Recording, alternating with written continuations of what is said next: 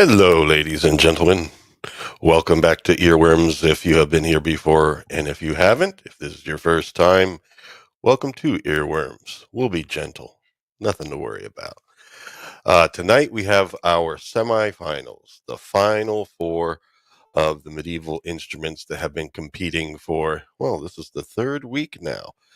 And of course, we'll have some clips and entertainment from Monty Python and the Holy Grail because we are in a grail quest of our own in search of the Holy Grail of Medieval instruments.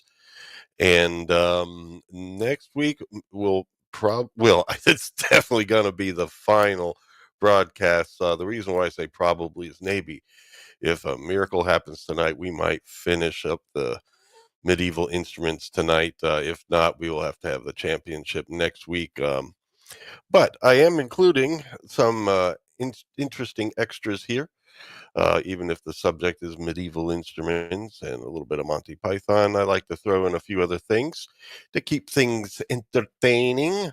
So you never know what you're going to expect, or you can't expect. You never know what you're going to get.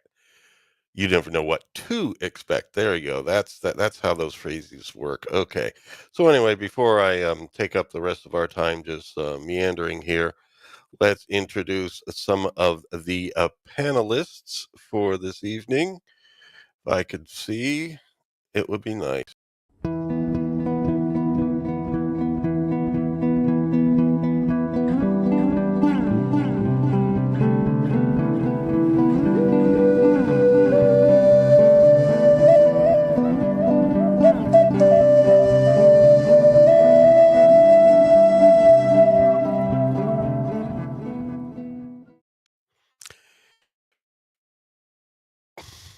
Gotta click on, I'm clicking the right thing here. Come on, do it.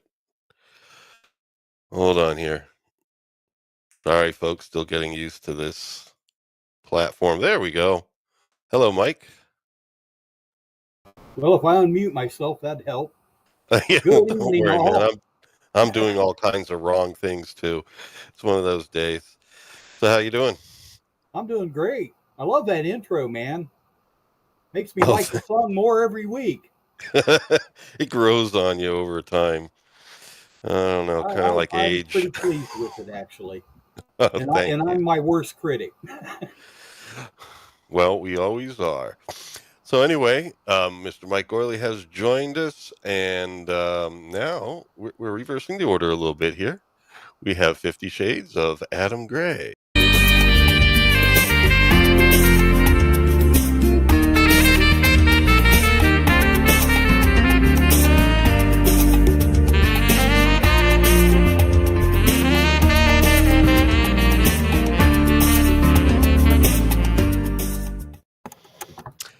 Hello, Adam. How are you?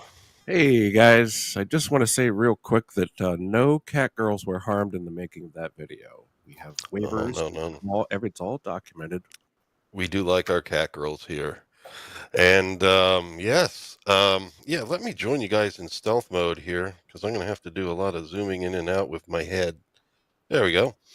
So anyway, Adam Gray joining us from B-Roll Stage. Link in the description to both YouTube and Rumble.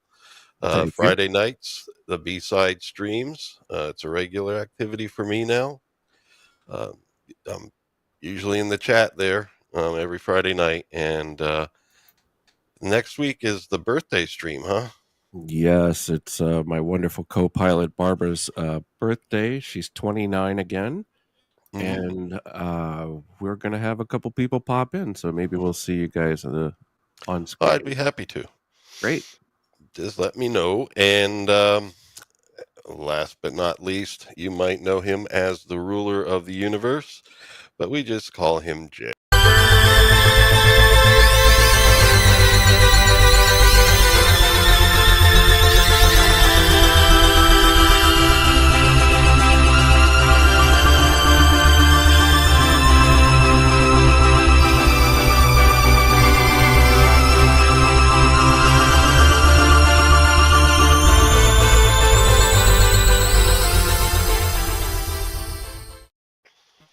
Hello, sir. God, I'm sexy. Yes, you are. Damn, I'm God. Yes. Man. Well, anyway, folks, we are 4 here. Next weekend, Adam won't be able to join us because after the Friday night stream, I hear that you're going to be doing something special with your wife. Well deserved. Yes. Yeah, I apologize for not being No here next worries. week. No worries. We'll fill you. We'll replace you for 1 week with an AI substitute. Don't you dare. I can't wait to see what Brave comes up with for Adam Gray. Well, we have a little bit of something tonight on that because we can't just be Oh no. beating the Monty Python to death here. Now, before the stream, our internet. Well, we had to reset the router. You know, when you unplug and replug it, to get internet back. Had to do one of those things right before the stream, so I basically just got internet back on this computer, just before starting. So lucky that I was able to do it, but it also meant that I have to load up the tabs that I already had loaded all over again. That's so much fun. That's my favorite game about live streaming. That's just it's wonderful. Redoing all the work you did previously. Yes. Yeah. Because I accidentally hit the back button or something. Oh, sure. Oh, love it. But I was able to do it. And so we have our final 4. The lute and... Wait a minute. No, I didn't highlight them. I was supposed to highlight our current brackets black. All right, shut it down. Do it over. We'll see you next week. We're sorry, All right, people. we'll We try. won't even be here. Yeah. Okay. All right. So no, the lute is going to be competing with the bagpipe first. And then later tonight, we'll have a competition between the zither and the hurdy-gurdy. Boy, it gets tough when you get down to these final few.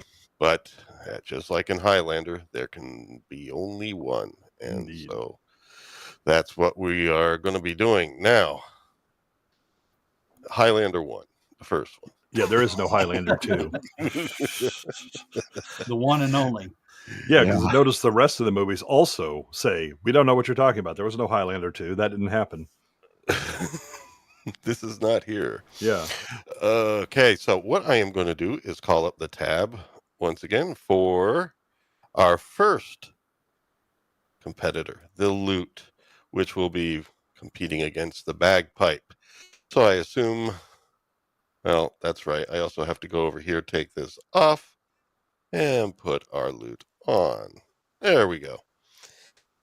Everything looks good? Good.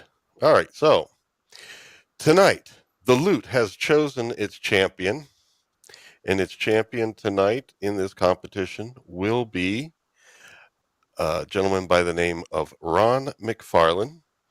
He will be performing on the Renaissance lute, according to the description there. As you see, it seems rather robust. And I'm sorry. Said a lot of strings. Yeah, I was trying to count, and I'm like, I don't know, that might take a while.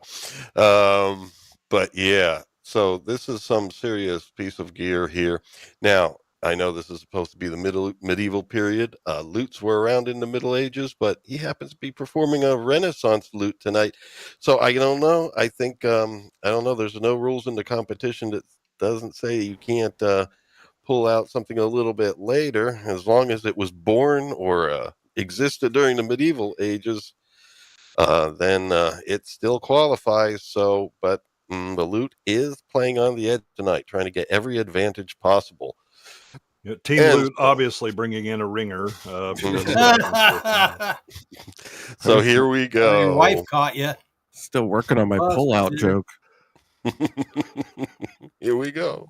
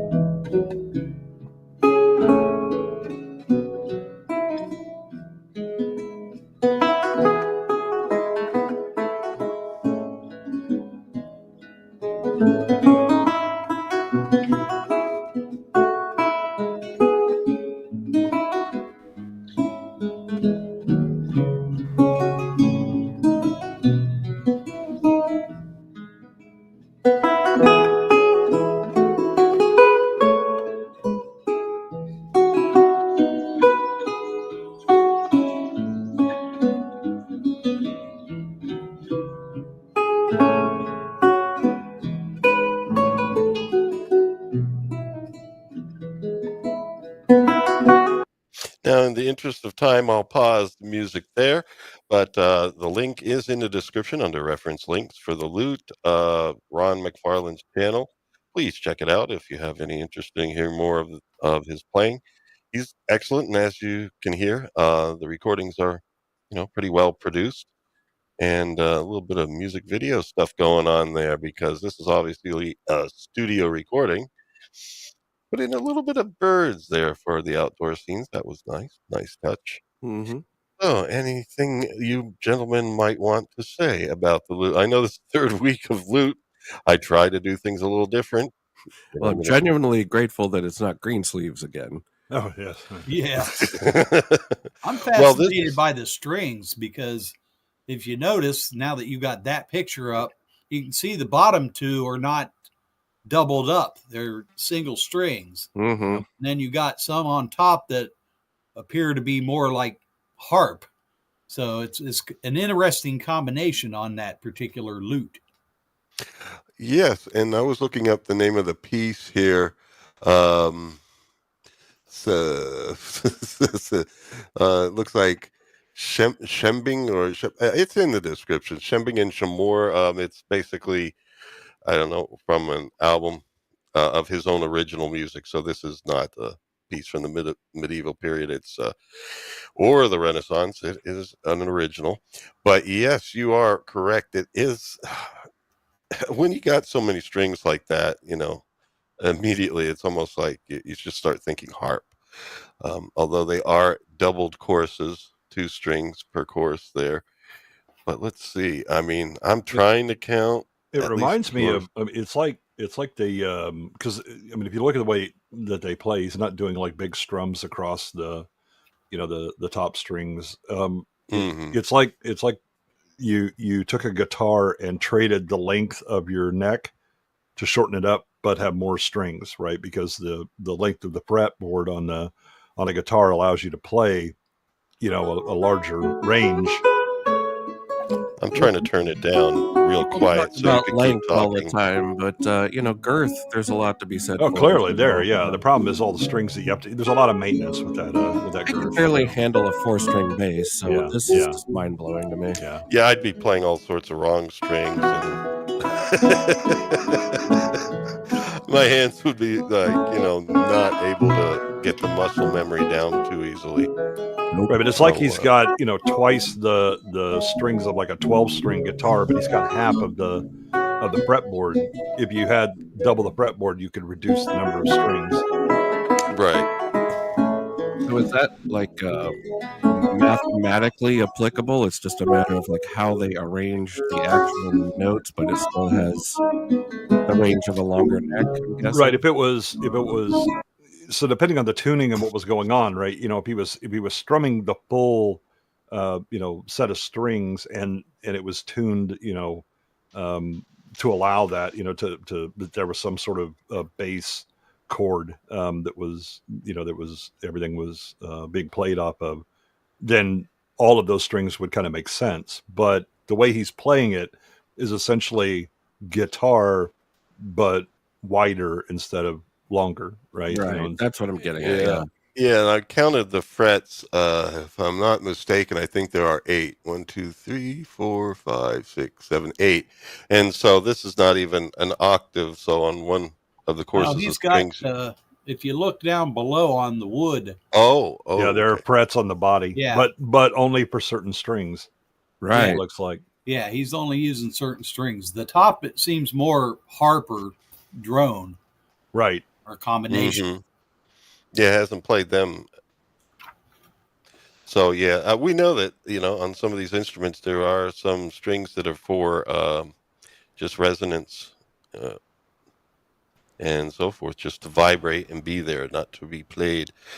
But anyway, so a daring example from Team Lute there, and we actually have a little bit of difference tonight because this is a music channel. We don't want to just squirt out these competitions and just watch Monty Python the whole time. We are going to introduce another element. We are going to have each of the instruments tonight is going to play solo as well as a duet with another instrument. And the lute has chosen tonight, the Lute Society of the World has chosen that their duet instrument shall be the viola da gamba.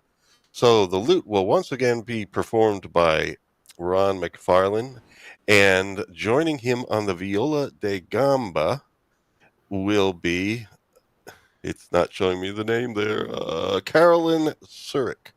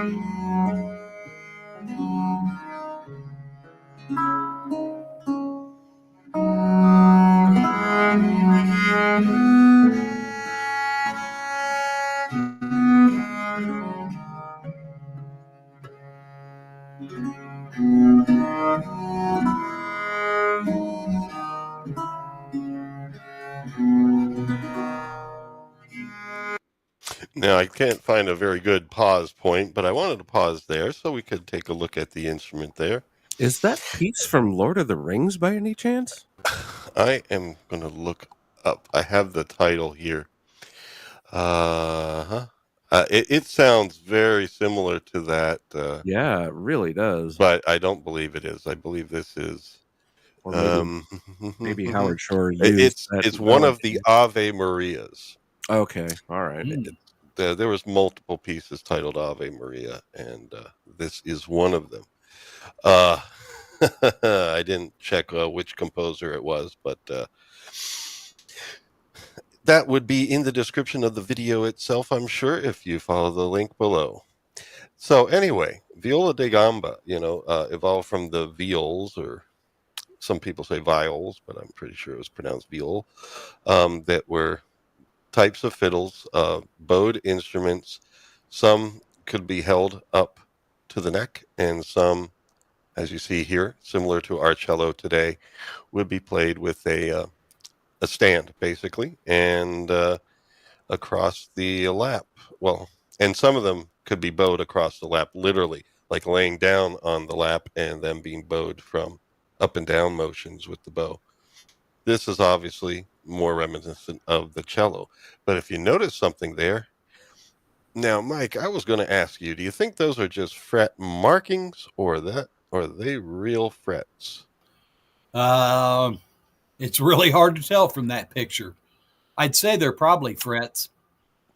Yeah. Another thing that I was thinking is, I know from, when I was we called it intermediate school, like 4th, 5th, 6th grade, like around 4th grade is when I started playing viola in school. I didn't continue it past, graduation of high school, though. I focused on my saxophone playing. But I played viola, and I could just tell the spacing there is probably, well, it is supposed to be like cello-like, but I don't know. The spacing seems a little different than what a lot of the bowed string instruments would have. Your partner called it with the gut frets.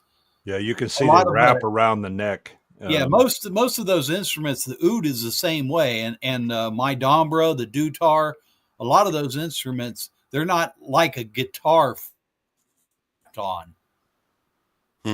Yeah, those aren't metal. You can tell that they're essentially like wrapped on the neck, so they're removable. More modern times are nylon, but in the old days they were gut. Of course, some of the strings were gut too in the old days. Right. Yeah, but it does have a beautiful sound. I must admit, though. Absolutely. I do really love the sound, but there's nothing like a cello. There's something about the cello that. I'm a fan. But yeah. But anyway, I've known people that have had viola da gambas. This would be also Renaissance-y in nature, although there was viols before in the Middle Ages as well. But in any case, there we go. We have a striking challenge there from the lute Urzats, bringing a viol da gamba in to compete with the bagpipes. So now we will hear. Well, not only that, but there was another lute sitting there in the middle. It was like they were doubling up there. It was cheating. Well, you think about it. If he breaks a string, yeah, you got to have sub. Bring in the relief here's pitcher. What I think. Okay. No, what I think is the top part of it, the heart part, is probably tuned to a different key. Right. Yeah, so you can swap back and forth. Yeah, in a different key. Yeah, because you don't want to retune that one. No, that would take some time. Yeah. Alrighty, so we will now move on to the bagpipe. Once again, we will have a solo example, and then we will have a duet. And so here we are, the bagpipe. This is from a channel called Hurricane Production, Hurryken. Link in the description, and let me turn this down. We know that the bagpipe can be bold. She's bold, all right.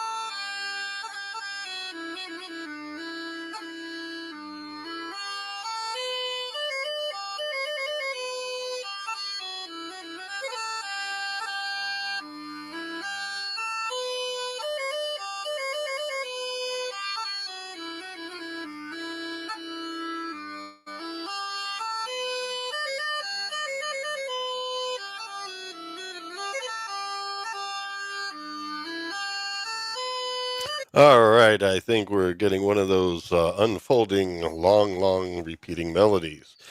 But always a good thing to, kind of meditate to, if it isn't a little too loud sometimes. But beautiful drone and the melody in a very relaxing mode.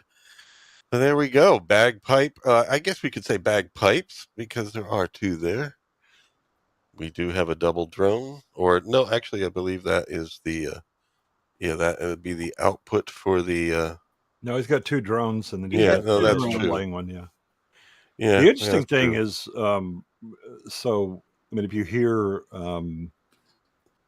Scottish and Irish singing, the vocalizations that they do are similar to the way that he's actually playing that bagpipe, especially on the high note with his thumb, where it's kind of this accented, where it goes, hey, right? That's a common thing in the vocalizations. I wonder which came first. That's true. Like jazz and blues, basically the vocals came first, and then jazz instruments kind of basically borrowed from the vocalists in jazz improvisation. Either way, we're going to have hundreds of years of sort of coexisting together, evolving together. So yeah.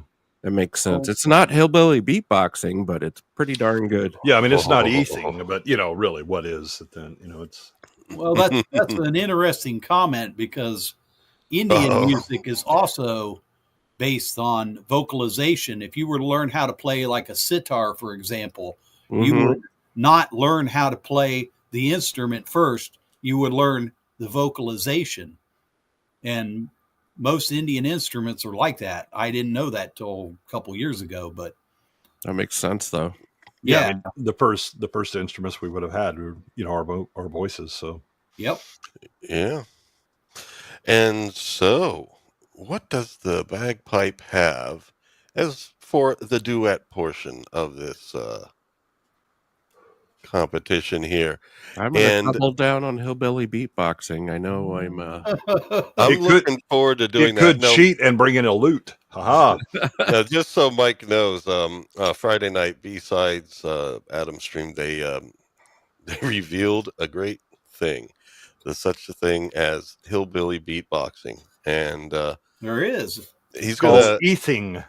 Yeah, it was fantastic. I Yep. can't remember who sent in the link, but it was amazing. But yeah, Adam says he'll provide me with one so that I can work on it and see if I can do that, and Liza and accompany Liza with her cigar box guitar. I do Hey, need there to you send go. that to you. Yeah, so that'll be awesome. We'll see what happens. Now, the bagpipe is going to be performed by Mindy Rosenfeld, but the bagpipe decided to do something sneaky here. If you're competing with the lute, what better duet could you have than a lute? Aha, I knew it. I knew it. They were going to sneak in a lute. Ha. And it's a Ron McFarlane himself playing it. Oh no. This is rigged. A Rigged. bold move by the bagpipe.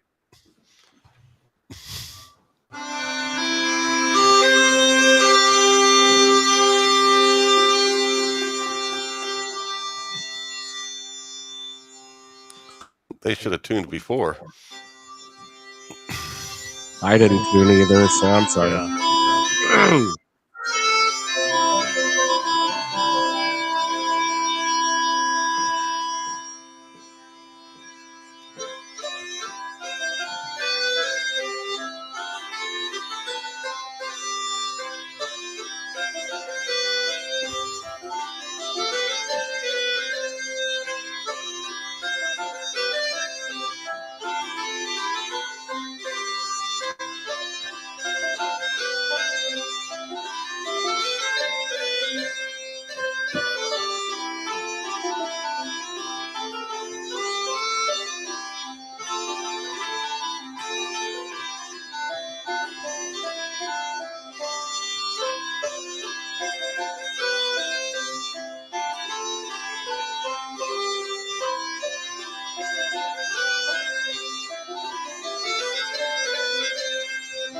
There, I think we'll pause right there.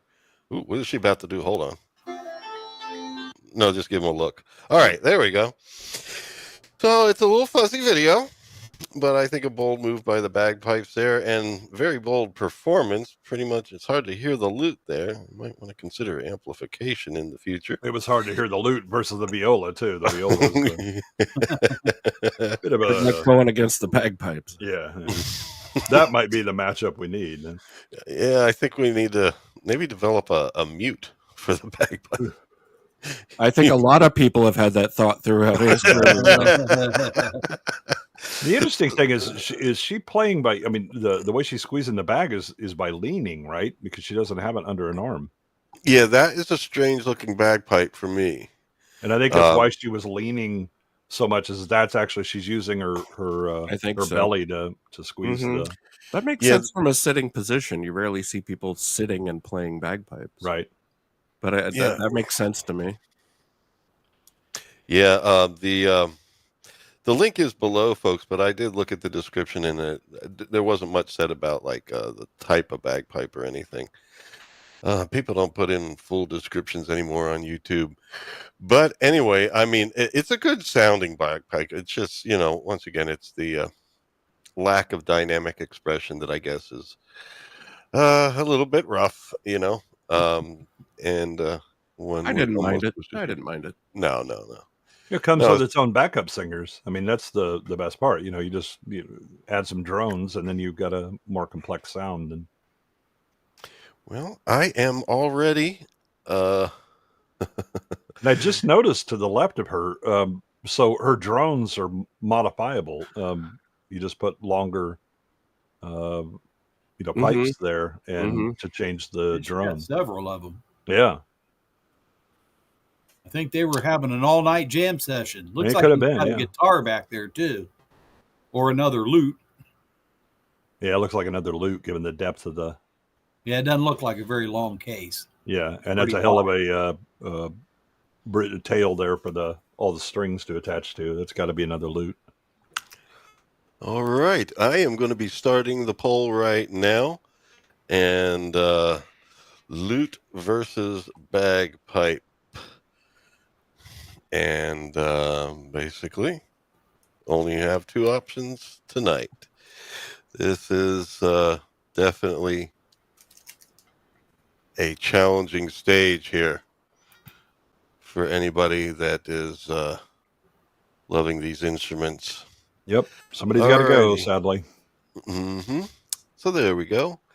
And now that I can actually see the chat, because when I'm sharing videos, I can't really see what much of anything going on. I see we have, hello, Scott. Welcome. Our good friend Scott H is here. Mm-hmm. Archer Colin. Oh, good. Yes, Archer enjoyed it last week. This is a good time to mention Common People did send his regards. He actually is going to get some sleep right now. So okay. He sent a hello. I might save his segment for next week then, because maybe we can get through the Holy Grail. Because if we, well, I don't think we have to do all of it. We'll just do the best we can. But anyway, yeah, because it'd be great to get back to some electronic music. Middle Ages were a little bit dirty. Dirty. Okay. Dirty. Lots of filth. Lots of filth. I feel like the Scots are just obsessed with internal organs. We've got the bagpipes, we've got the haggis. I feel like it was a dark time in Scotland at the very least. Well, they're efficient. That's the big thing. Well, yeah, you want to use all of the buffalo. Yeah, well. That's right. Yeah, waste not, want not. There's a reason that chitlins are a big thing in the South. And they can stay there. Mm. All right. So anyway, folks, I think what I'm going to do is I think we're an intimate affair tonight. And so I think all the people that are in the chat that we're going to vote have voted by now. So I think we're going to close the poll. If you haven't voted yet, if you're lurking out there, come on, get in your vote for lute or bagpipe. It's basically going to be closing in one. Well, I'll count down from 10. 10, 9, 8, 7, 6, 5, 4, 3, 2, 1. Badoom. Okay. So, yes, it looks like the lute. It will be a finalist. I guess the bagpipes are just a little too rowdy for our sensibilities these days. Well, their clever plan to bring in the lute may have backfired on them. Yeah, gotcha. Yeah, that Mindy was quite a wild girl there. It was a bold strategy, Cotton. That was my bagpipe vote. That was mine. All right, folks. Now I'm trying to get back to my platform here, Wave, and the screen is blank. Hooray! Oh no. Yeah. Hold on. Let me refresh. I hope that doesn't kick me out of the. I hope that doesn't kick me out of the studio.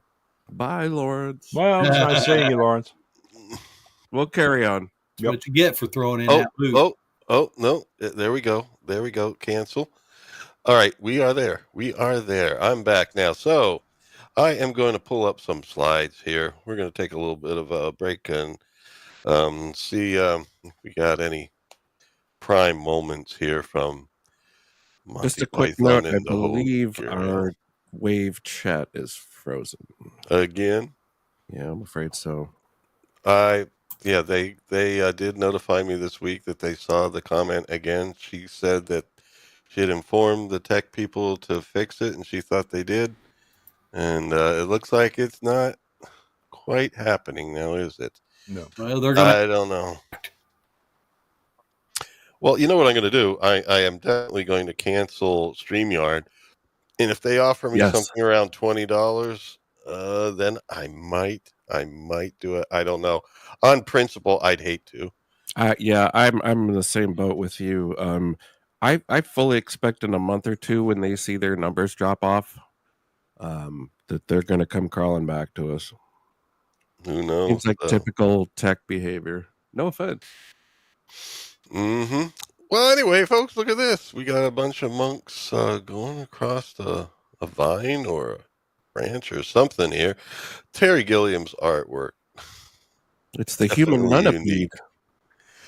It was definitely unique. Some say cheap, crappy animation, but I don't know. No, it's charming and hilarious. Have you ever seen how he does this? It's mostly cut paper, isn't it? Yeah, he does cutouts. Yep. Yeah. Yeah. It was like early South Park. Yeah. And brilliant. He's brilliant. Yeah, it's more the it's less about the animation, more about the surrealist, whatever the hell he's doing now is that's the point of it. Some would think he was doing something, but yeah, there are choices being made. They were all doing something back then, yes. Yeah. And a lot of it. Oh, yeah. When you're young. That's how I am sorry. I am trying to progress a little bit quicker here, but it's the slide progression is, I guess it's designed for presentations and not animating on the fly. Well, you've got a repeated cycle here, so it doesn't look like a lot's happening actually, but yeah, but anyway, the last monk missed the pool there, or was it those nuns? I don't know. But they were monks. Well, anyway, we have the tale of Sir Galahad, and we're going to find Galahad in what? Where? I don't think the animation has ended yet. It has not. Oh, oh my! Oh, hello. Oh, and I thought this was a family program. Well, there's about to be a family. I mean, Manson had a family. Well, anyway, I think that was just a commentary on Sir Galahad the Pure, and how he will be tested now because he's looking for the Holy Grail, and he believes he's seen the Holy Grail up ahead. And so he goes to this castle because it's wet outside, typical English autumn, and beats on the door, falls in, and what does he see before him? You will find that this lady is named Zoot. And I don't know, it looks like better than any other. Well, it's better than any other place there in the medieval period that we've seen so far. And I originally was going to do community theater here, and that's why I have so many slides. But I decided, you know what, this might be a little too much. I didn't want the morale to sink. There's only going to be about 30 different characters in this scene. Yeah.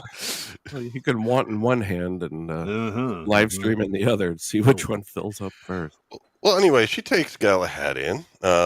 They seemed really happy to see him, and two of their order went off to prepare, shall we say, the medical suite for Galahad. And Zoot explains the situation, that they are basically, I don't know, like about 80-some nuns in this Castle Anthrax, it's called. I don't know why. So, I mean, Galahad's odds are pretty good tonight. Well, he's really pure because he's not falling for any of the temptations she seems to be offering. She basically takes him to a bed and just like takes away his shield there, and the doctors are going to take a look at him, and he's kind of reticent. I don't know. Well, he might have a concern about doctors. A lot of people get stressed, when they see a doctor. So it's understandable. Oh, goodness. Oh, my. Yeah, there's the doctors. One is named Piglet. And I think the other one's named Winston. Dr. Winston? Piglet? Oh, man. And so they're going to, if he lets them, they're going to inspect them and, Yeah, you want to check his wounds thoroughly. Yeah. You don't want to miss anything. I think this is where they reassure him that we are doctors. Mm-hmm. Yeah, they look like doctors. Yeah. Yeah. I'm not a doctor, but I have played one in the bedroom. I think they want to take a look under the hood there. Because jeez. Oh. he's like, there's nothing wrong with that. We are doctors. We are doctors. That would be his medieval, what do you call it? Under tunic, I guess. And he's just not happy with it. He's like, delay me no longer. I must see the Grail. Because that's why he's there. He saw the Grail. And so he kind of bursts into another room where ladies seem to be milling about. And this would be the difficult point in community theater because there's about, like you said, about 30 different people saying, hello, hello, hello, hello, hello, hello. And some of them, look like they're geared up a little less, in the nun's habit, so to speak. Well, this is kind of their downtime, right now between prayers. But a lot of what they do, they said, is just like bathing, dressing, and undressing. That was pretty much part of their orders calling. And he's kind of like frightened by all this attention, so he wants to go away. And then it's not Zoot that comes back; it's her twin sister, Dinga. And Dinga says, "Oh no, you can't. No, please stay." She's trying to just basically keep them there because they haven't seen men in a long time. And medieval hospitality. Yeah. And I was going to do community theater. That's why there's a lot of slides here. Oh, but there we go. We do have a video clip to share. So let me call that up. All right. Man, what is it here? We're going to go to share screen. All this stuff I had prepared beforehand. Oh, man. So have you decided what you're going to do, Adam, about this whole... About all the doctors? Yeah. No, the StreamYard situation. Sorry, I lost my train of thought there. I'm going to be test driving the EV Mux program probably later tonight or tomorrow and see how smooth that can be. Our good friend Tomby has offered me a producer slot on his copy of the software to give it a go. So we'll see what happens. Oh, so is it web-based? Yes, and I looked into Rumble Studio a little bit, and it really doesn't suit my needs exactly. It's not very customizable, so but that's a backup. That's on the table. All right, I'll have to look that up. Man, but I was really liking this waved up video. I just really want them to fix the glitch they got there. That glitch is bad. I still don't have my audio animation, and I still can't chat from the window. I do love the fact that you're the only one that doesn't have the audio animation. It's typical. Well, anyway, here we go. This is the video clip I have at this moment. This is brilliant foreshadowing of the rest of the movie, of some other key characters and so forth. They're all going to need medical attention? I volunteer. Yes. Well, it's pretty exciting so far. Oh, yeah. I'm overwhelmed with this. Oh, the suspense is terrible. I hope it will last. This better pay off. Or not. A little breaking of the fourth wall there. So I thought I'd put it in because I think that's a brilliant filmmaking there. Well, I hate to break it to you, but we saw none of what you watched. Our wall did not get broken. No, we're still looking at the still for VO2. No wonder you were talking. There it is. You go. Yes. Look at that. Yeah. Can we rewind that? Here we go. I think the scene should have been cut. We were so worried when the boys were writing it. But now we're glad. It's better than some of the previous scenes, I think. At least ours was better visually. At least ours was committed. It wasn't just a string of pussy jokes. Get on with it. Yes, get on with it. Oh, I am enjoying this scene. Get on with it. Quite so. Yes. I don't know. Well, we do have fun here, don't we? They had fun making it, I can tell. All right. By all accounts, no, they did not. Really? No, they got into a lot of fights with each other over this. Wow. Well, I don't know. I can't comment on that. I wasn't there. Okay, so anyway, that was just in the middle of nowhere, just kind of like saying I really like this scene, and then basically he's really wanting this Grail, and they can't really produce the Grail because she said that Zoot, her twin sister, was being bad and basically displayed a Grail beacon, and the problem is that that was bad of Zoot to do that, and so Zoot should be punished, and she has some suggestions about how to punish Zoot for her transgressions of displaying a Grail beacon falsely. And that's where we get to our next video clip, where, if I am showing it, and I believe I am, we are going to see... I believe you're showing the prior one. Yep. I always do until I select the next one. Oh, well, there you go. Thank me. And thank me. And me. And me. Yes. Yes, you must give us all a good spanking. And after the spanking, the oral sex. It is better after the spanking. It is, yes. I mean, you have to get it in order. It's important. Yeah. I mean, either way is good, but yeah. But there's clearly a better option. We have protocols. Yeah, yeah. Mm-hmm. Just basic etiquette, for God's sakes. Yes, etiquette. Well, anyway, whichever order, I'm sure they wouldn't be upset. But he actually starts then to say, well, maybe I could stay a bit. But a bit. Alas, he does get rescued by Sir Lancelot. And, Lancelot says he's in great peril. And Galahad says, I believe I can handle the peril. There's only 80 of them, and they argue too with Lancelot saying, oh, he'll totally conquer us and everything. But no, Lancelot's pulling him out. Lancelot. And basically ruins his day. He's not even going to lance a little. No. Yeah. Well, and there is... Start calling him Sir Cockblock. Oh. Yeah, and, they're upset. Look at that. Braids. Aw.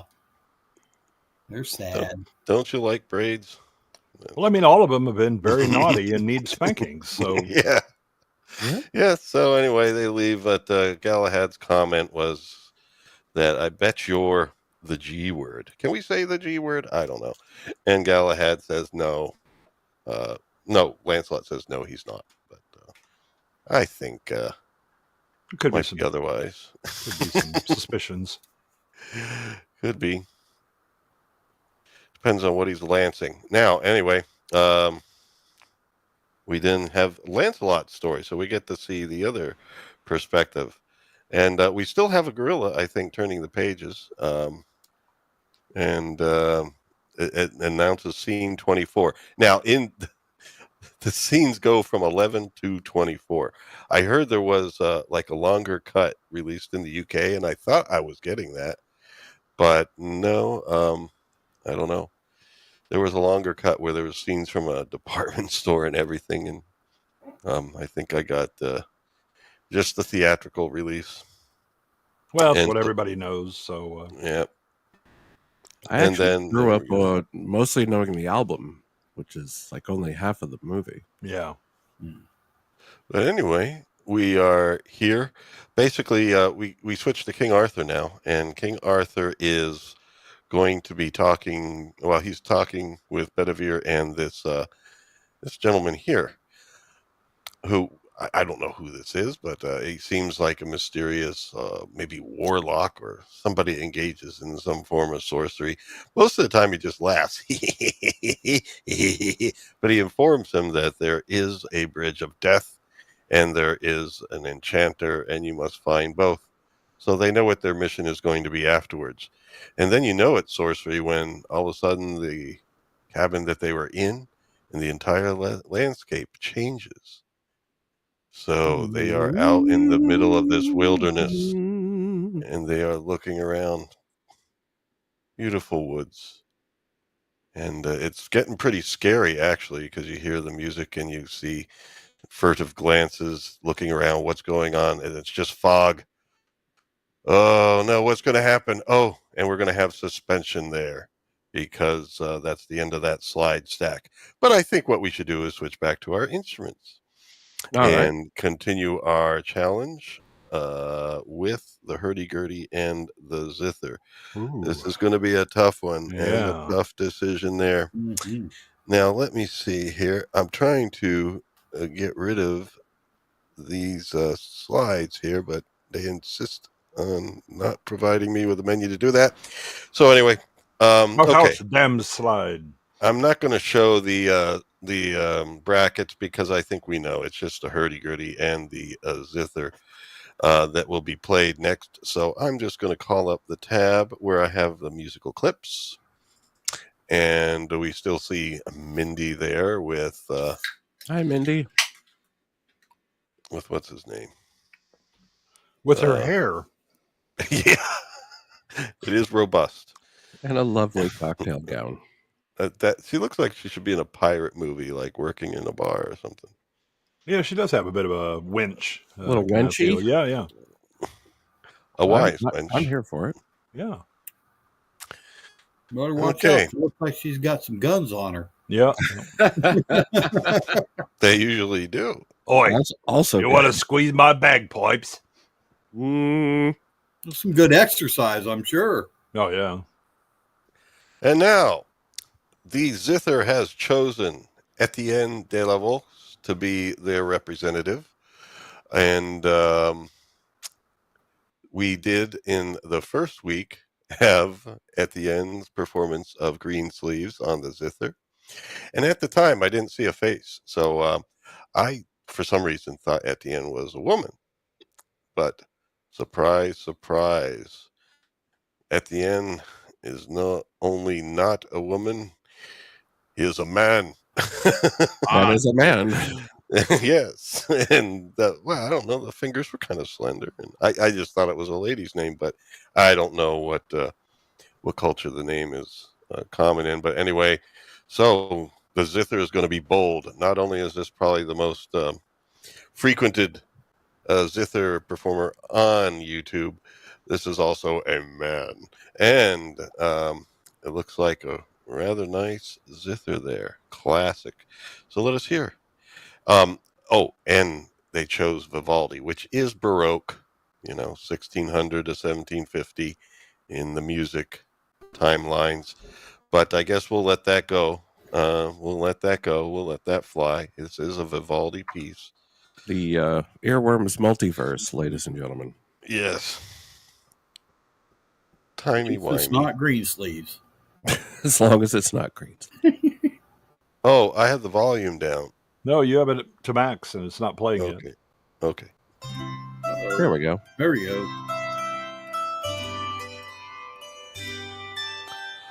I love this piece. This is very Baroque.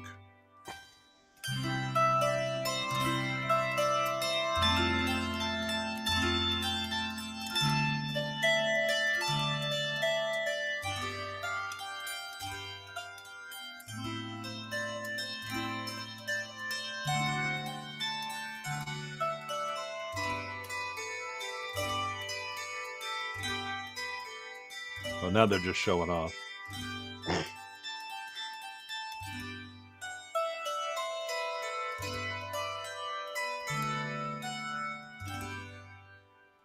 Now, one thing is we've noticed other zithers in other videos where there is seems like fret markings along this longer side, and looks like this at the end's going fretless here. So this is rather interesting. Most of them I've seen don't have that. That was one. Maybe they did the fret markings for to try and help people with the instrument to be able to find where they're at, because otherwise, I don't know. Like it was a beginner's instrument that Maybe. Or a teaching instrument. Yeah. Although typically, like, this is very harp-like, so it's not like. Well, I guess the thing is, I guess you can press the strings down, but here he's strumming. So that's the difference. Is like in a harp, I mean, you're not pressing against a board or anything, so you're not therefore shortening the length of the string to produce a different pitch. You're pretty much pulling the strings, and the strings that you pull are the pitches that you're playing. And that seems to be largely the case here. But I guess what the desire was with the other one is to make those lower strings more functional, to be able to play more notes. And that's probably what you would get out of something like that, where you can press the strings down. Right. Yeah. He was ahead of his time. But I don't know. I guess there's not a lot. Is that a music say. joke? Well, he's doing Baroque. But anyway, another. I'm gonna leave it right where it sits. Well, we have, I guess, not much more to say. I mean, next week we'll just play the music and not say a damn thing. Oh, well, that's all right. There we go. All right. So anyway, here we go. We do have the duet portion, and let's see what the zither has. What does the zither have as a duet? The zither has chosen Bagpipes. another zither. Oh, look at that! Now 'Cause that's really stacking the odds. Now, Now, when you're a zither, you need nothing else. So the duet will be zither and zither. I have the link in the description for this couple.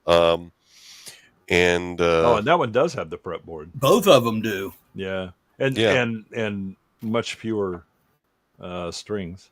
Yeah. So anyway, that's the name of the piece.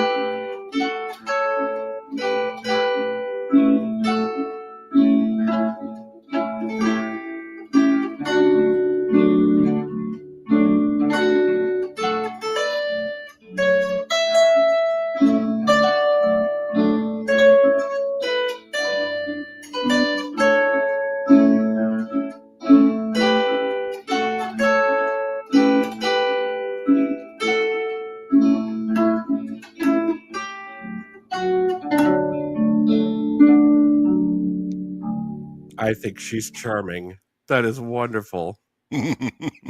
Also, where's my gondola? I actually started getting Hawaiian vibes from that at the beginning. Yeah, I know. It has a tropical feel, but it's Noordzee is the name of the piece. They don't do any other talking in the video other than the title, and that just, I don't know, to me, I'm guessing it sounds Scandinavian, the title. Mm-hmm. Mm-hmm. Yeah, but it also sounds, Spanish or German. Italian, Mediterranean as well. I think it's the sound of the strings that. Yeah, maybe it's just the tone. Well, and the notes in particular, the tune that it's in, everything sounds kind of, again, it sounds like I should have a gondola and I should be going around Venice.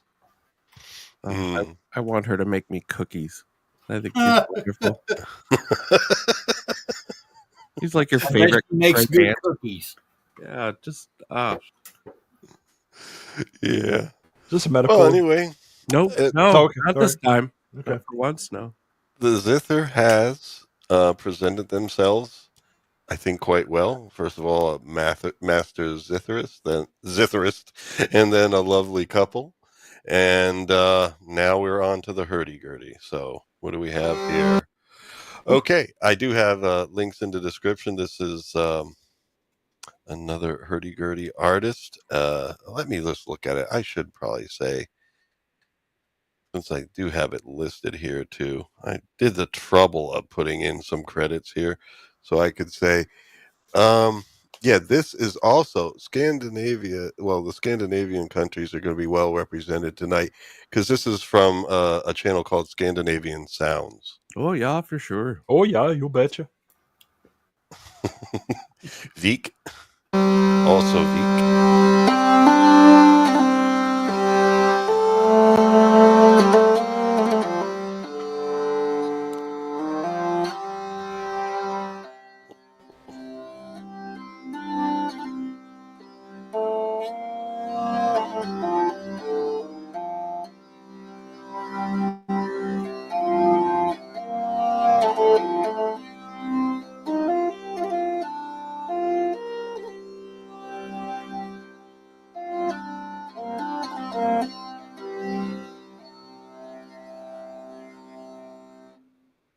Okay.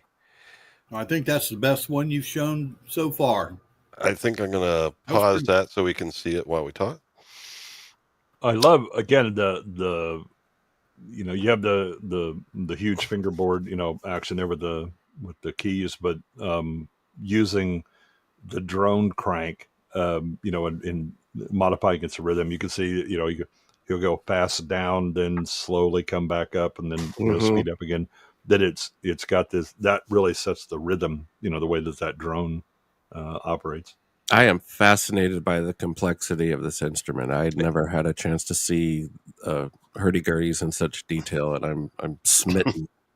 Yeah, it's like the okay, AI, give me a steampunk musical instrument. You will get a hurdy-gurdy. That's right. Yeah. Well, he's pretty serious about it. You can tell. Look at that look on his face. This must take forever to learn. Well, to get coordinated, I would think. Yeah, because there's so many functions. Well, also part of the forever is building one, I'm sure. Yeah. You got to really get things right. And Sears sold a lot of these kits back just after the war. Oh, sure. Yeah. Sears? Huh. Yeah, Sears and Roebuck. Not. I mean, you could buy anything else in the Sears catalog. Well, I don't think Sears exists anymore. I think the last thing I heard of them, they were bought by Kmart. No, and then Kmart went under. Yeah. Well, I guess the only thing left is Amazon. Pretty much. Let's see if hurdy-gurdy kit on Amazon. I don't know. I may be wrong, but I think CB Giddy has one. Your wife can correct me on that one. Well, yes, I would know. Well, if only our live chat worked, we could find out. Well, if you're looking at the the channel, you could probably find out. Yeah, I can see it on my phone. She's furiously Googling right now. Yeah. CB Giddy, doubt. I think that's how that's spelled. Yep, here we are. He is. And what do we call this? Hurdy-gurdy. Hurdy-gurdy. Hurdy-gurd. Well, it looks like there is one result here. DIY. Wow. Look at that thing. And only 98. Wow. So for about $100. Oh, look out of there. There you go. There you go. Look at that thing. Oh, it's laser cut. Yeah, just laser cut. Oh. Well, that takes all the stress out of it. I would pay $100 just for the guts and make my own. It looks like a small one. Yeah, that's amazing. But there might be other places out there. I mean, there has to be somewhere that the Scandinavians got them from. So anyway, there we go. Now, what does the hurdy-gurdy choose as its duet? And bagpipes. Another hurdy-gurdy. Oh, cool. Rivaling the zither, using the zither's own mentality against it. Two herds in one video. That may, in fact, be our subscriber Archer Colin there on the right. It could be. Well, I wonder if she makes cookies.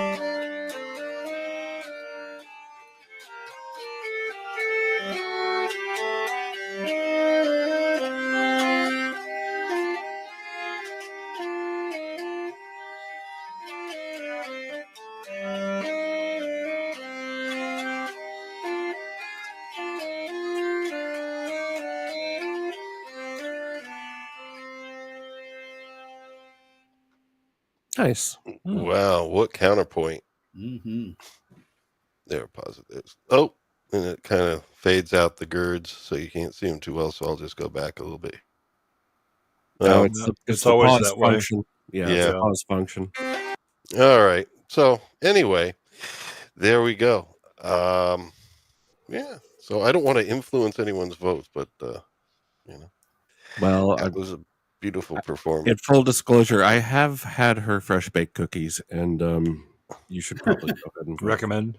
Yeah, we'll be returning.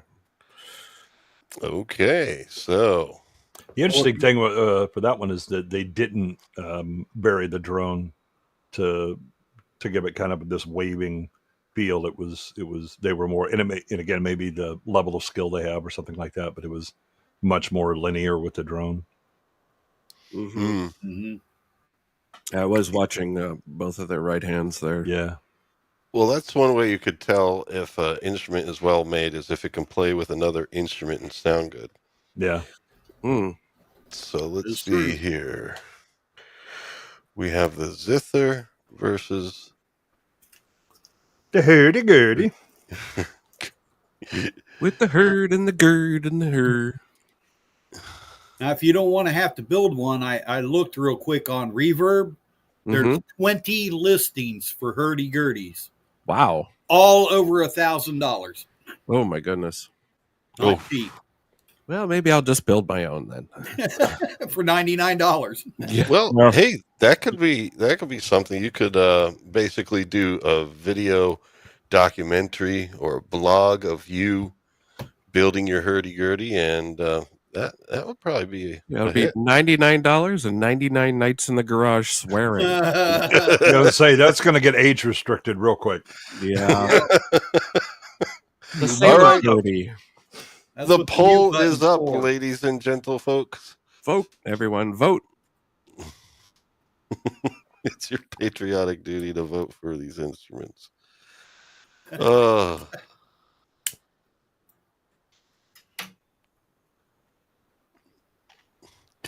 So, Liza's really been doing the emoji thing here. She found a grail. We got her going with the hurdy-gurdy. She might build one. Wouldn't surprise me at all, and she could do it. Yep. Got to do more guitars first, though. See if we can sell a few during this market season. Yeah. And then in the spring can start the experiment on the gird. All right. Well, anyway, folks, I think we're just going to, rather than just leave this up and go somewhere else, because we are an intimate audience tonight in the club. I think we're going to close the poll in like 10 seconds. 10, 9, 8, 7, 6, 5, 4, 3, 2, 1. That's how many licks it takes to get to the center of a Tootsie Roll Tootsie Pop. Okay. And the gird has won. So next week we will have the hurdy-gurdy and the lute. Now, I will put a little variation in it to keep the entertainment going, so it's not just, shall we say, the same old thing. And perhaps next week I'll force them to play in trios. You masochist. You sadist. Or in bands, something like that. I have a little note from the control room. Our wave chat has unfroze for the moment. Yay. Oh, yay. It does seem to come unstuck a little bit. And then it's weird. It's like it only took an hour, but it's fine. It's like a marble run. Once enough marbles collect in the hopper. Yeah, then here you go. Here's 63 more. Okay, thanks. Yep. I think the first time I saw a hurdy-gurdy was actually years ago when Robert Plant and Jimmy Page did that tour with all the world instruments and the Indian guys. And I was like, what the heck is that? And I found out it was a hurdy-gurdy. Mm-hmm. When would that have been? Oh, God. 70s, 80s? 90s? Early 90s, late 80s, something like that. I think I missed it. You might Yeah, if you find that one, you can probably find it, but if you play it, YouTube might have a little bit of a problem. Oh, indeed. Oh, Maybe. it's got a problem. All right. There's a problem with just about everything. Okay, so Now, Robert I Plant probably be decided- cool with it, but YouTube, no. Yeah, I think Jimmy'd be cool with it too. Oh, absolutely. Oh, It's their label that would have a problem. taking The label. You're right. You got that. I had to do it. I had to do it because I know that common people cannot be with us this evening, but he does have an initiative he is running. Basically, the initiative is to try and get this channel to 1,000 subscribers by December 31st, 2024. He's been very clear about that, and Yes. he's not backing down.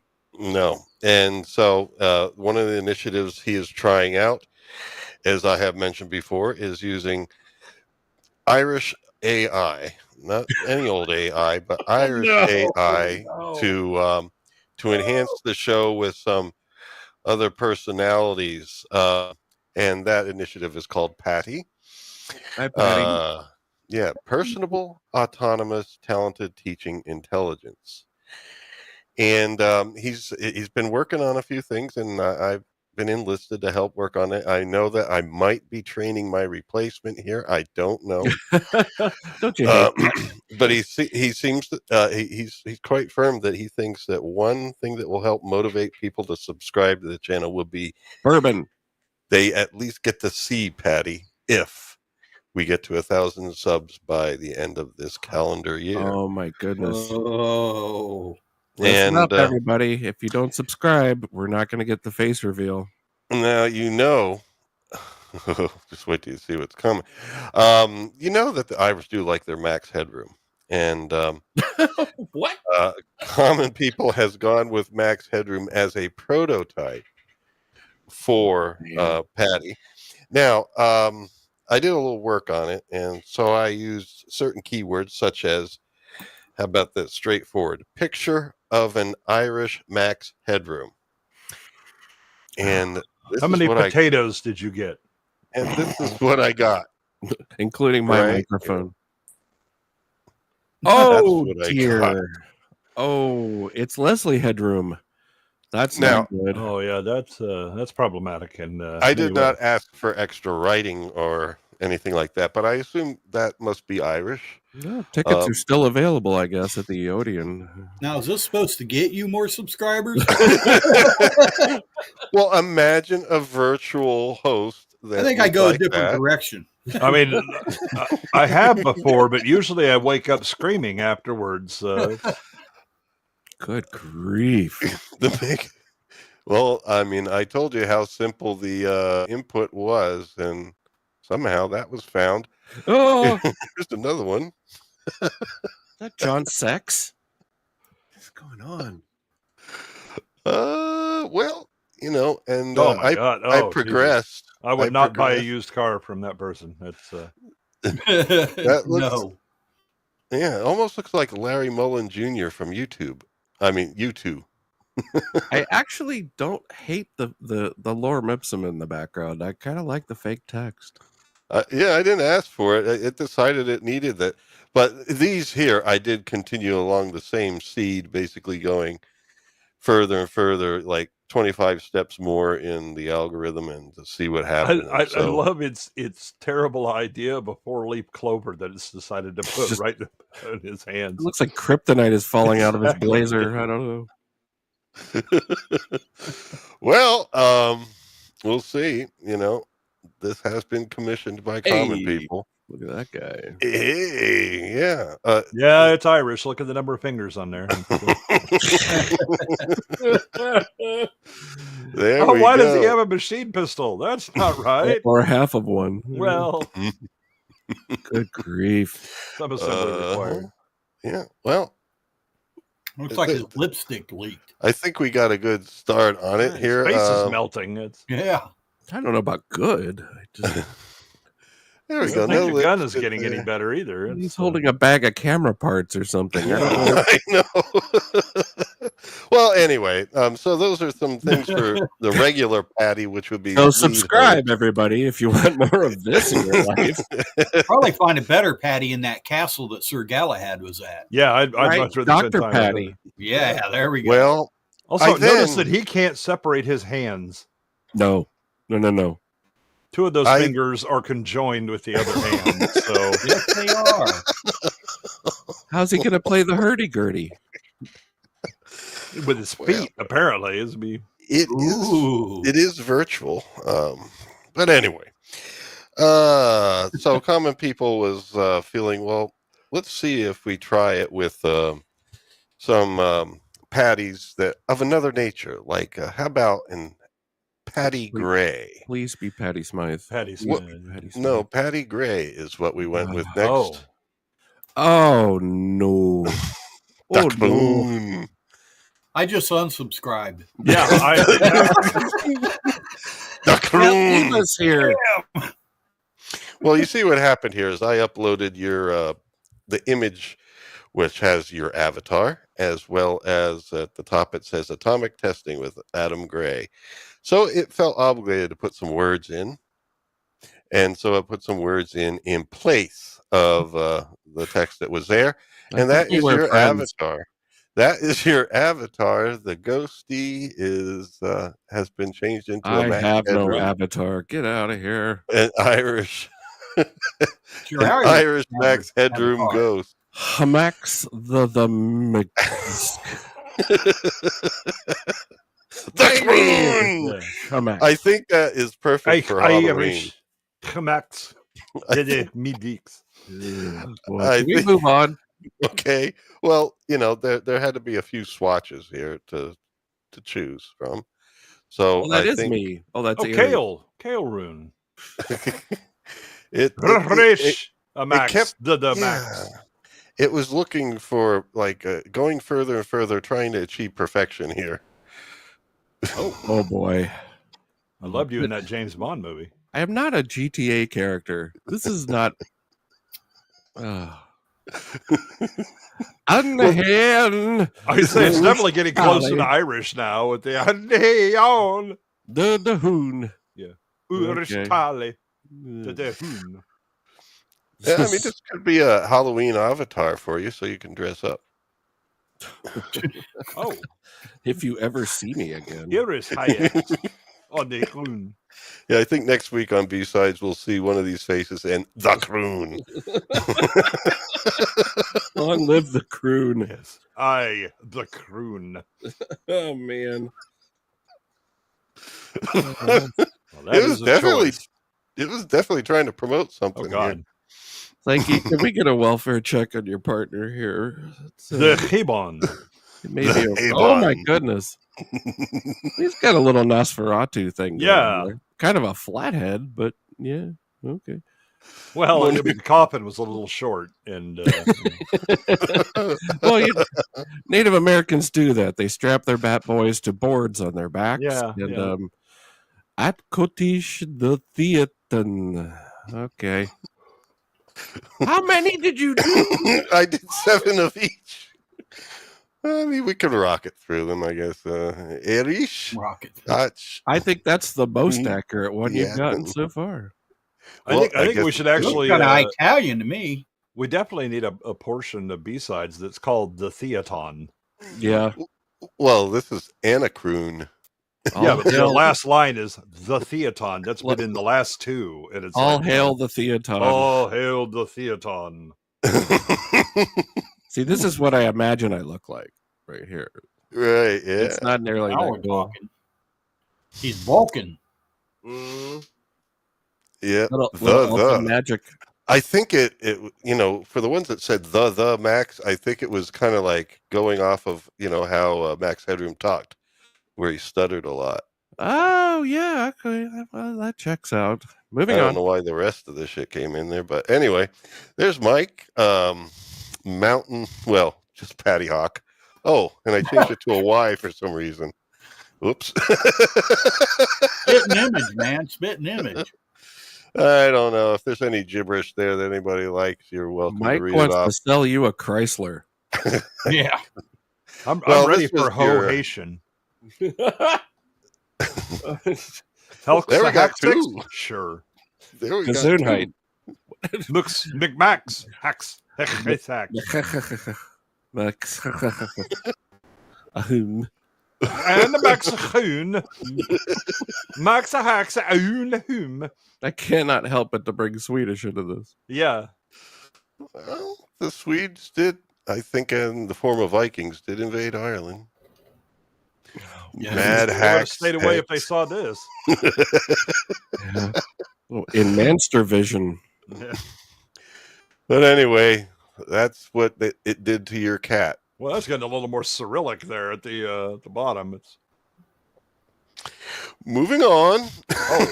Oh, now it's your turn. an Nice old ear. Arish and the Loon. I didn't ask for that, you know. I think that's actually going to be a featured movie on B-Sides in the near future. The Well, Barbara requested this for her birthday. Arish so. and the Loon, yeah. Mhm. Super Loon Stooges. Arish are the Loon. It's the sequel. Max Hagerton. Arish as the Coon. On your head there. Like Eminem and Flea had a horrible love child. Well, it's Max Heatitian. Yes. A bump on your head.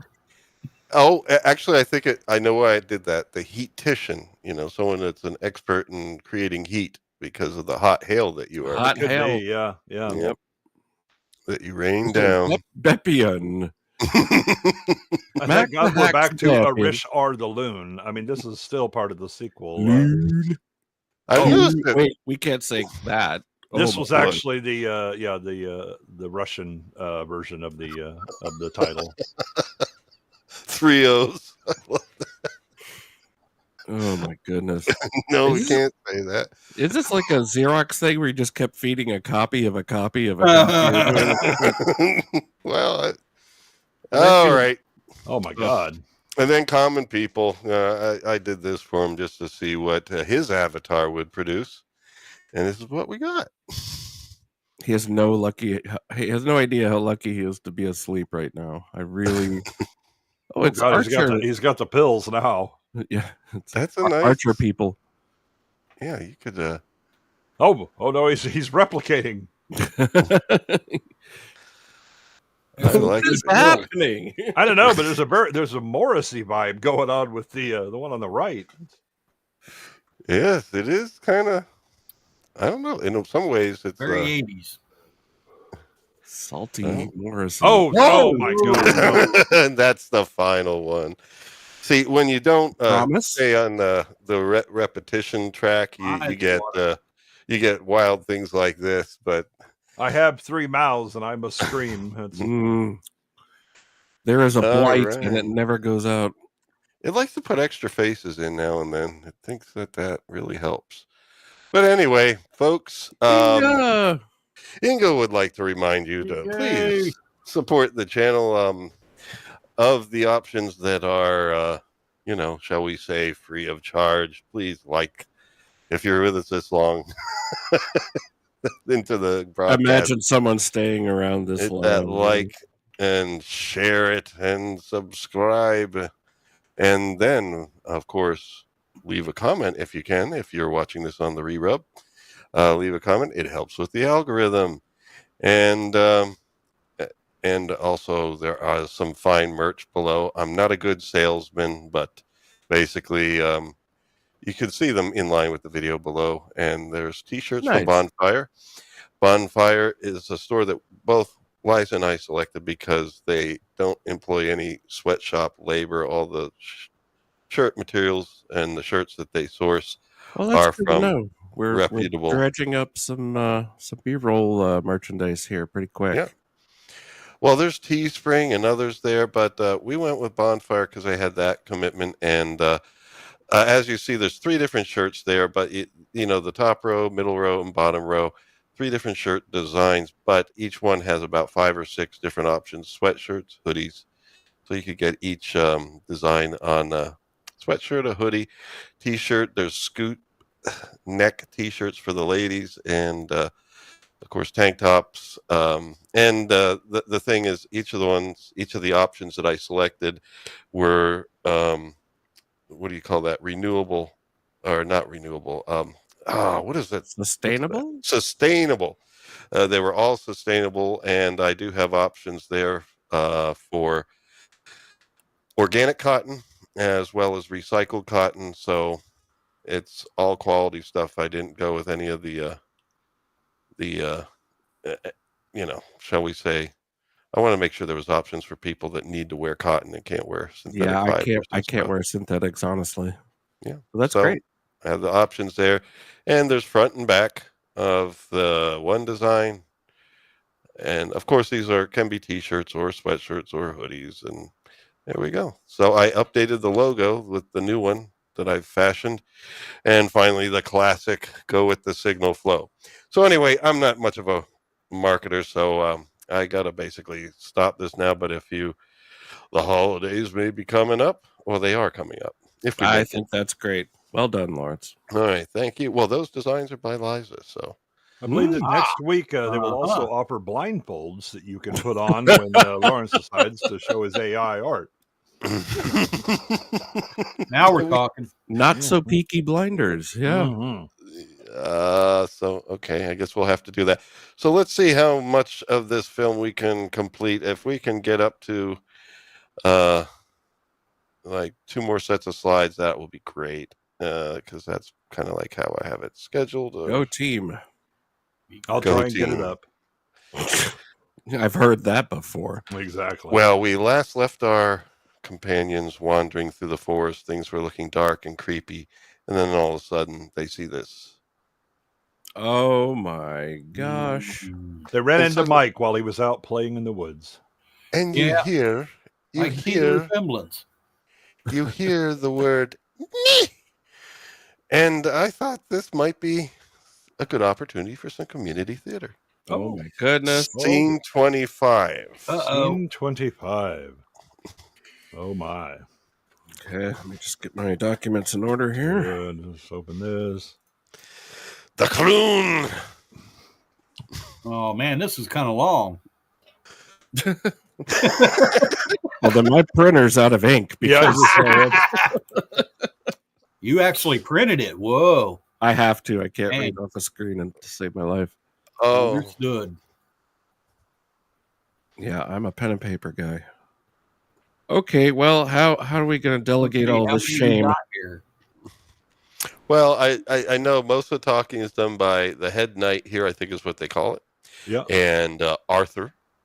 And there's other things. Random. Yeah, I think Vedamir and random could be Mike. He's your favorite, isn't he? Oh. Well, I don't know. I don't want to overdo it. I have my heart set on the head knight. I'm sorry. Good night. Oh, really? Now. Yeah, no, he's got to be head knight. Yeah. I was really set on random. That's the one that I want. Who played Arthur before? Was it me? No, it was Jay. Sadly, it was Jay. All right. Okay. Well, I'll take head knight if Jay will take Arthur. Well, no. Mike was.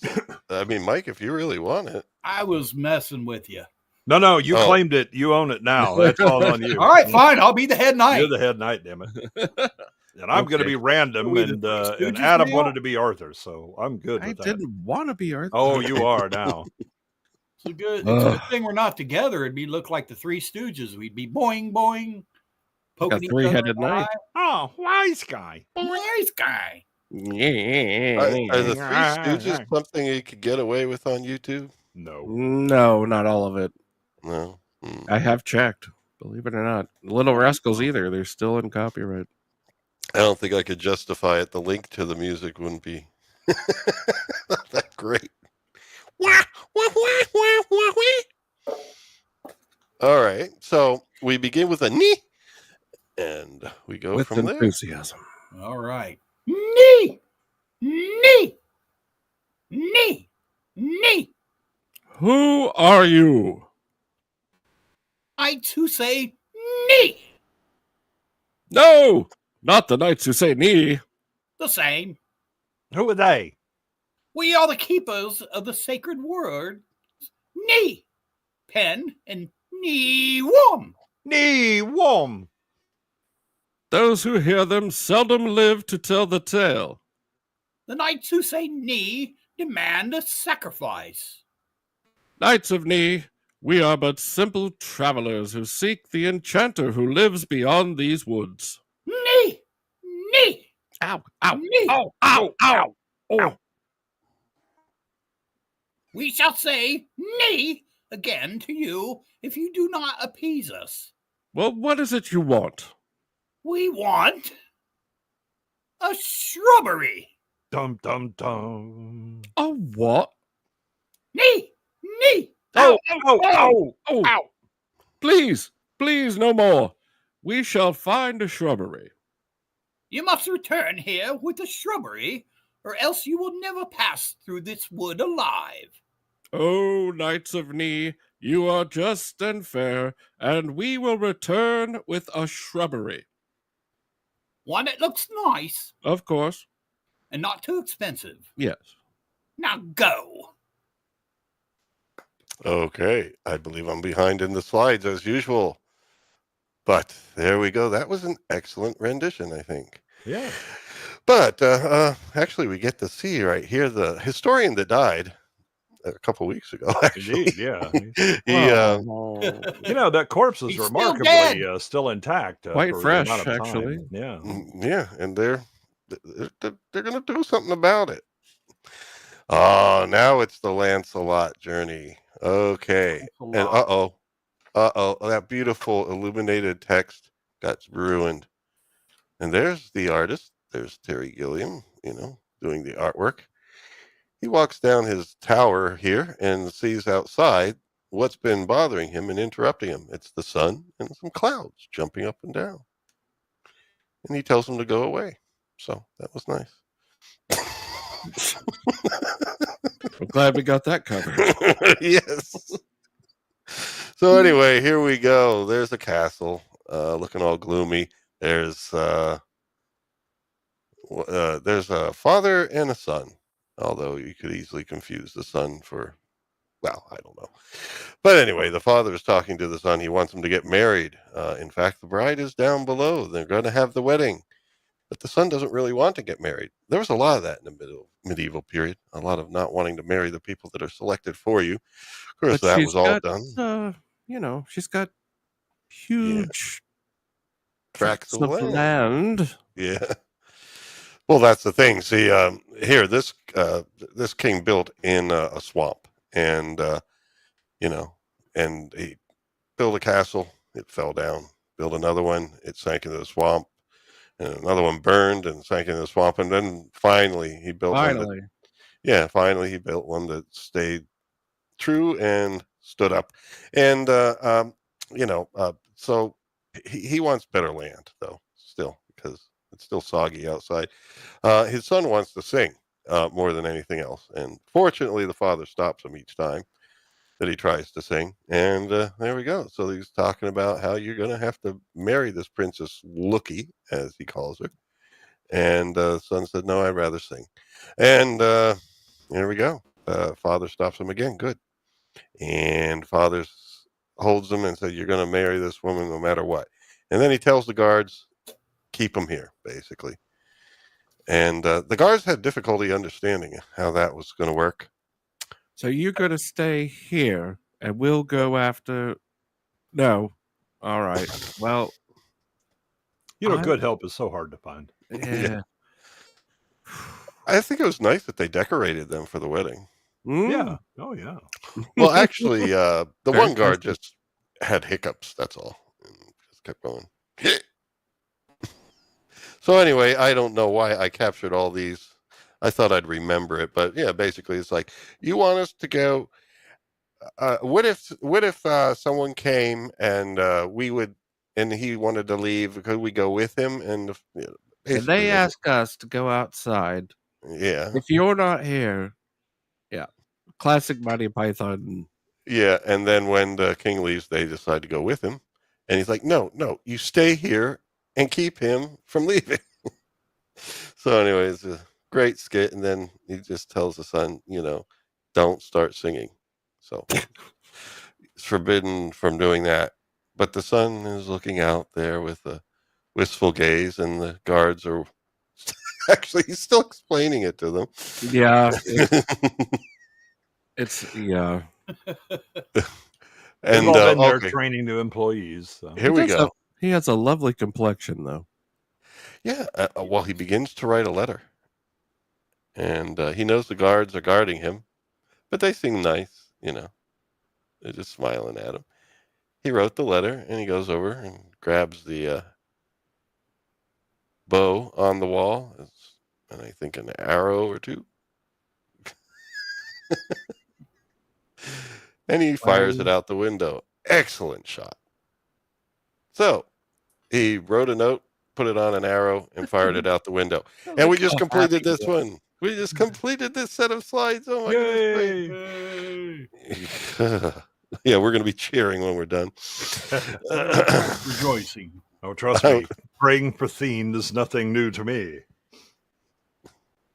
All righty. Well, Eric Idle seems happy. Yeah, he looks thrilled. I love it. That's the spirit, Eric. He's the only one happy to be here tonight. If you enjoy what you do, you'll never work a day. Yeah. There we go. Ooh, it's like a Frazetta painting. That's nice. Yeah. Well, they needs did more great. boobs, but they selected the right scenery for this. Well, and Lancelot is hopping along in the forest, enjoying himself, almost frolicking. Boy, he's riding that horse pretty hard. It's clip clop, clip clop. Yeah. And looks like that arrow from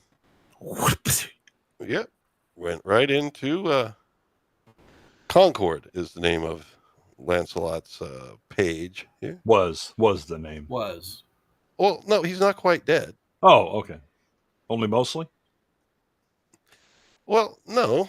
Actually, I think I could join you. That happened a lot in this film. It's like, oh, I'm not quite dead yet. He's not dead. So anyway, Lancelot says, no, I'm going to go and do this rescue on my own. Because he read the note. And the note was someone trapped in the tower. And he's going to rescue what he believes to be a lady trapped in the tower. You just stay here and rest for a while. You'll be fine. Yeah. But good thing Concord survived. And you'll see why later. But anyway, there she is.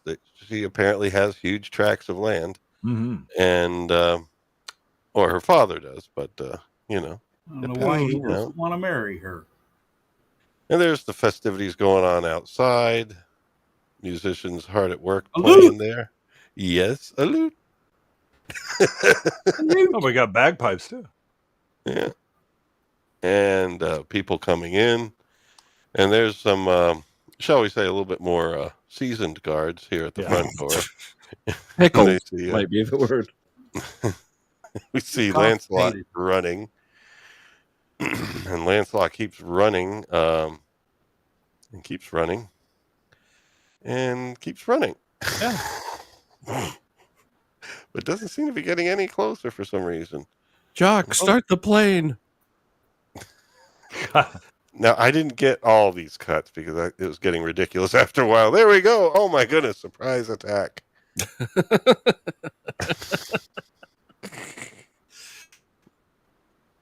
So anyway, he gets in, and then he just starts like hacking apart just about everybody he can see and upsetting the apple carts,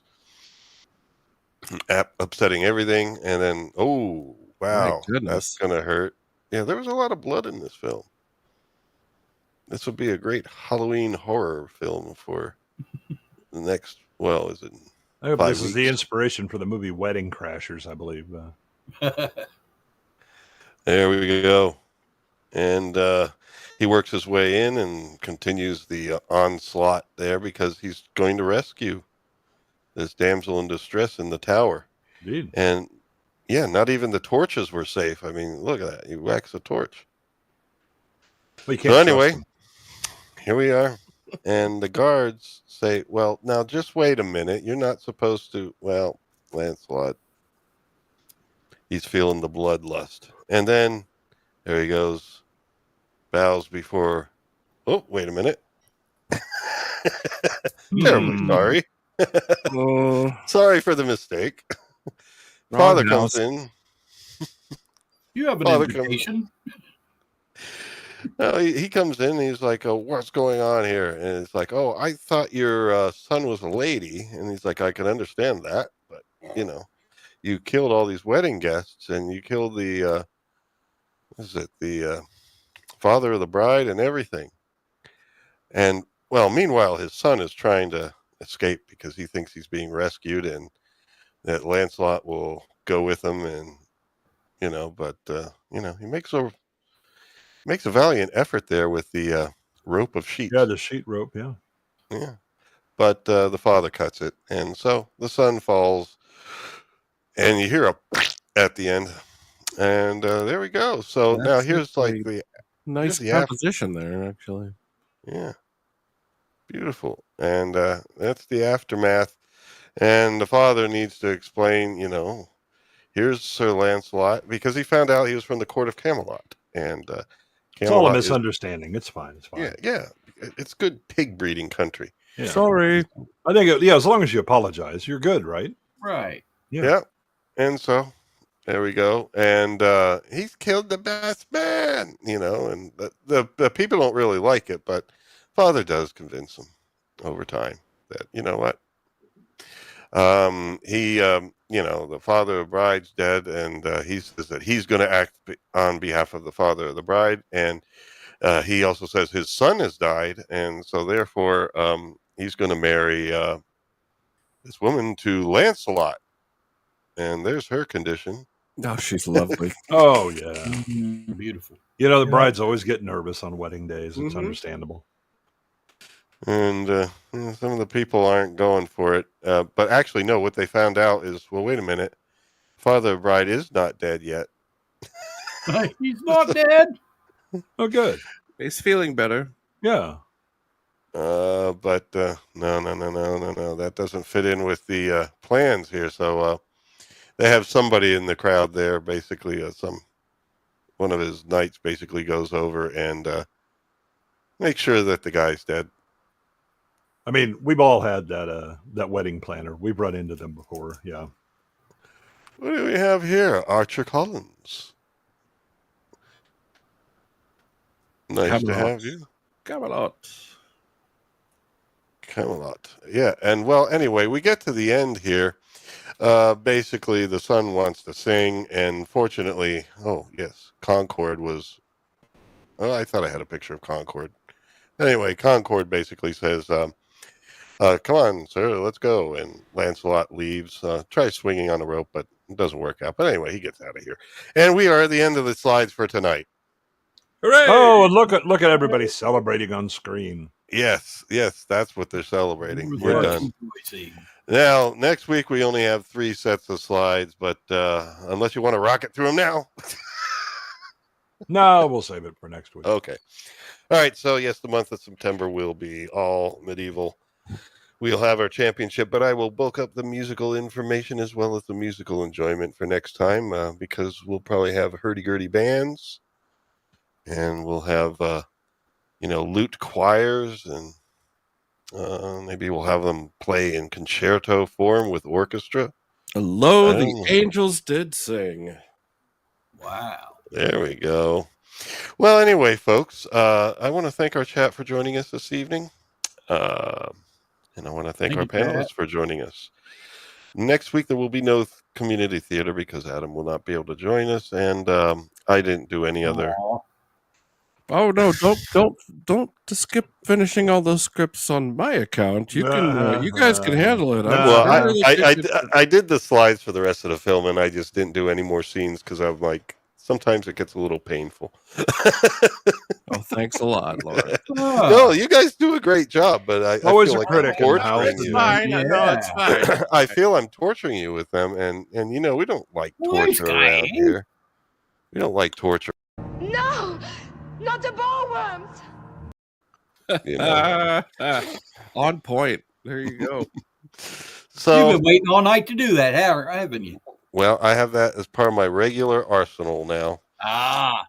And just a sneak peek at next. Then I shall. Jesus Christ! We did that. No, this is the sneak peek at next week. One rabbit suit coming right up.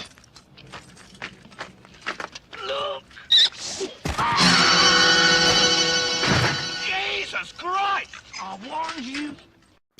There we go. Bunny. I warned you. That's coming next week, folks. So I hope you can join us. Stay tuned. Until next time, let's say our farewells. And if there's anything you gentlemen want to say as an announcement before leaving, go right ahead. Mike, do you have anything coming up? It's usually about 3 music videos a week. I've been wondering, am I posting too much? But maybe they're quality stuff, but for the YouTube algorithm, it might be, No, yeah, I do wonder about that. No, you can't really overpost. I don't think. More the merrier for you. Well, like I said, I've actually been pleased with the direction I'm going musically, which is kind of unusual. It's great stuff. The music, the video elements are really starting to, work together well with you on screen performing at the same time, and you've been able to mix in the fractal art along with and the music. I mean, that's the thing. It's the music is just great. The music's great. So, yeah, man. I do have a new digital release on Bandcamp available. So there's my plug. Nice. So anyway, folks, down in the description under credits, there's Mike Mountain Hawk Gorley. And now your username on YouTube is definitely, if people remember Mike Mountain Hawk Gorley, they can find you anytime. Absolutely. That's good, because before it was like Mike Gorley 313 or something like that. Yeah. Well, you've helped me a lot with that, and I thank you. So I'm getting a little more advanced, and I have lots of playlists. So yeah, in fact, I could hey, why don't I be professional about this and put the link in the description? youtube.com/@Mike Mountain Hawk Gorley. There we go. Yes, it works. Yay. Look at that. Now, Adam, do you have anything to say about what's coming up Friday?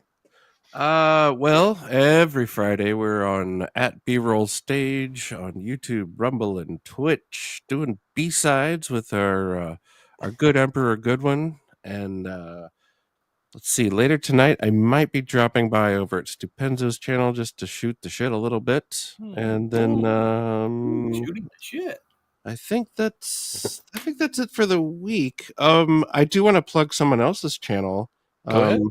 Wednesday the 25th on the Outcast Creative, our good friend Lance will be hosting Gail Ann Hurd, the producer. Yes. Aliens, Terminator, and all of these amazing movies, and you don't want to miss it. She's dropped by before, and it was wonderful. So, give Outcast Creative a little look. Yep. So that's @Outcast Creative. The Outcast. Okay. Yeah. Lance does a great job. His industry interviews are fantastic. Yeah. All right. Very cool. And Jay, do you have your second gig tonight? Yep. I'll be on Gooch's channel for Late Night with the Gooch. And then Monday I'll be on Cannoli Sasquatch's MMM. Oh, yeah. Where we cover Shaun of the Dead. And then I think you'll see Thursday I do Terminator Zero on Gooch's channel. And then Friday B-sides. Very nice. What's coming up on B-sides? Birthday. Oh, yes. B-sides. Yes. We're going to get weird. Stooges and Wonder Women will be the feature. Mm-hmm. Because it's her birthday. Also, it's near Halloween. No, it's not. Why do I think we got Halloween coming up? That's October. Every day is Halloween. That's why. And I encourage you to go as the Croon. The Croon. Well, that was a costume. No, I'm busy making this hurdy-gurdy costume, and boy, is it a pain in the ass. Where did you locate the crank? Well, I don't Feel give like- away my sources. So. I feel like I'm going in circles with that. Yeah. All right, folks. I think we'll call it an evening. Thank you for joining me, and thank you to the chat. You're wonderful for being here. It looks like we did get the chat thing going again. So I'll be sticking with this wave for a bit. I think I'll go month to month with them because I really do like a lot of the features. And they actually do respond to you, even though there's some glitches. They do respond to you and seem to be trying to work them out. So that's refreshing. Well, that's good. And, as long as the basic functionality is good, stick with it. Yep. And so I think that'll be it. So anyway, I'm going to load up our closing sequence here. And last week it got stuck. So if that happens again, I'll be like, I know what to do to get it unstuck and actually have it stop. Here we go. Just hit it on the side, and it'll, the record Slap will it get like past Fonzie. Yeah. that scratch. Yeah. So signing off. 56. We are now leaving the air.